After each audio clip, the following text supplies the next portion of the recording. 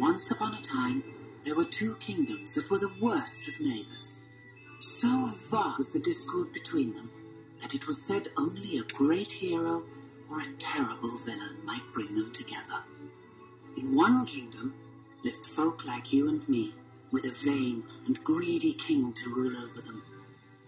They were forever discontent and envious of the wealth and beauty of their neighbors. For in the other kingdom, the Moors, lived every manner of strange and wonderful creature. And they needed neither king nor queen, but trusted in one another.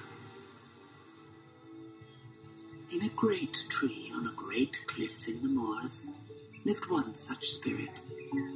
You might take her for a girl, but she was not just any girl.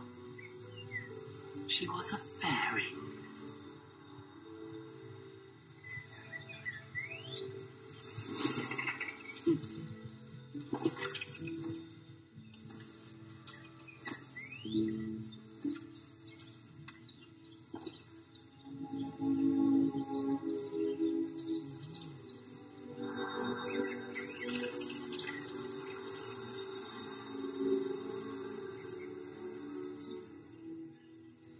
There you go.